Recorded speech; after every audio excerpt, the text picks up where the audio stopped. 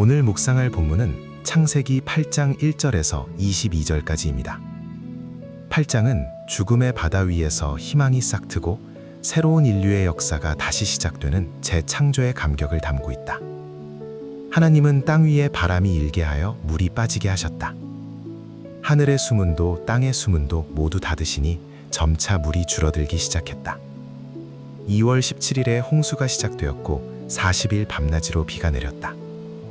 비가 그친 이후에도 물이 빠지기까지는 약 150일 정도의 날이 걸렸다. 이후 7월 17일에 방주가 아라랏산에 걸렸다. 그러니까 무려 5개월 만이었다. 10월 1일에는 높은 산봉우리들도 하나씩 보이기 시작했다. 드디어 노아가 601세 되던 해 1월 1일에 물이 모두 빠졌다. 하지만 2월 27일에 가서야 땅이 완전히 말랐다. 그러니까 홍수가 시작된 지 무려 1년 열흘이 지난 시점이었다. 그때 비로소 하나님이 노아와 배에 탔던 모든 짐승들을 내보내시고 생육하고 번성하도록 축복하셨다. 오늘의 본문에서 특별히 가슴에 크게 와닿는 대목이 하나 있다. 1절에서 하나님이 홍수 심판 가운데서도 방주 안에 있는 노아를 생각하셨다는 대목이다. 생각하셨다는 것은 그들의 형편을 충분히 고려하고 배려하셨다는 말이고 이들을 구원하시기 위해 개입하셨다는 말이다.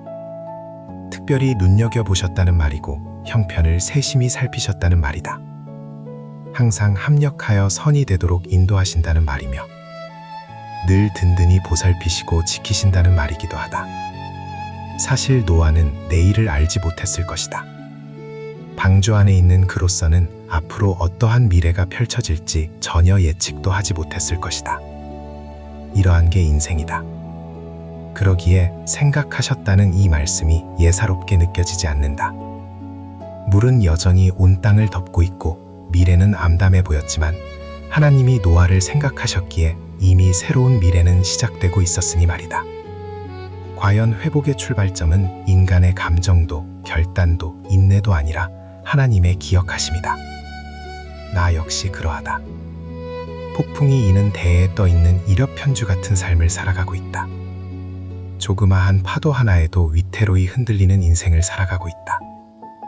미래에 어떠한 계획도 청사진도 없다. 방주 안에 있는 노아처럼 사방이 막혀 있고 출구조차 보이지 않는 것처럼 느껴지는 때 또한 얼마나 많은지 모른다. 그럼에도 매일 소망의 걸음을 하는 이유가 바로 여기에 있다. 매 순간마다 나를 생각해 주시는 하나님의 은혜가 있기 때문이다.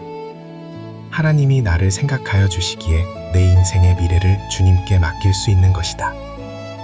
눈에 보이는 환경은 여전히 홍수천지 같다. 하지만 하나님의 생각하심이 임한 내 삶은 분명 회복을 향해 나아가고 있을 것을 믿는다. 나의 체감보다 하나님의 의지가 먼저이며 나의 예측보다 하나님의 언약이 앞섬을 확신한다. 노아는 알지 못했지만 하나님은 이미 알고 계셨고 노아는 보지 못했지만 하나님은 이미 모든 걸 준비하고 계셨던 것처럼 말이다. 그러므로 이 아침에 내가 잊지 말아야 하는 것은 이것이다. 지금 내 눈앞에 펼쳐지는 것들, 보이는 것들로 인하여 흔들리지 말아야 한다는 사실이다.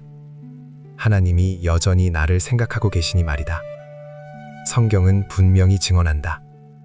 하나님은 자기 백성을 결코 잊지 않으신다는 사실을 말이다. 내가 방주 안에서 내일을 알지 못해 떨고 있을 때에도 하나님의 생각하심으로 인하여 이미 새로운 아침이 시작되고 있는 것이다. 하여 지금 내게 필요한 건 조용한 기다림이다.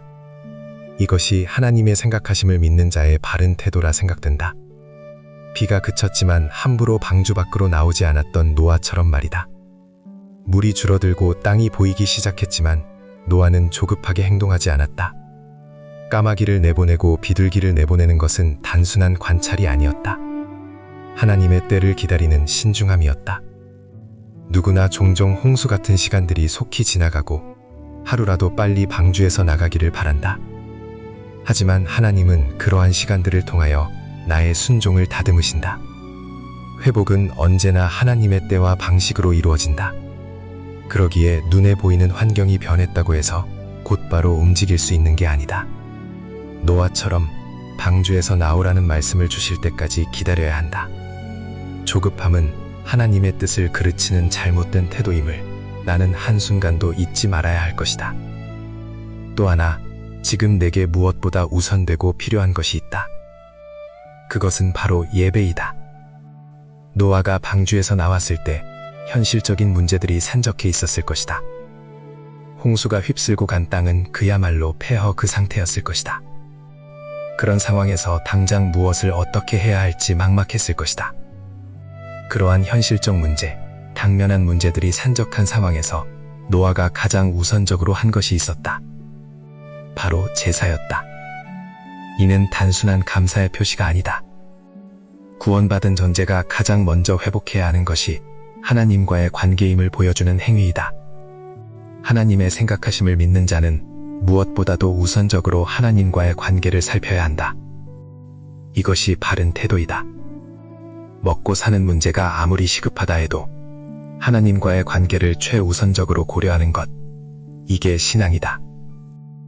지금 내게 필요한 것도 바로 이것이다. 노아처럼 하나님과의 언약 관계를 다시 돌아보고 더 깊고 더 세밀한 관계를 만들어가는 것이다. 이것이 나를 생각하시는 하나님이 나에게 진실로 바라시는 모습이라 믿는다. 노아를 생각하시듯 나를 생각하여 주시는 주님께 만만의 감사를 올려드리는 아침이다.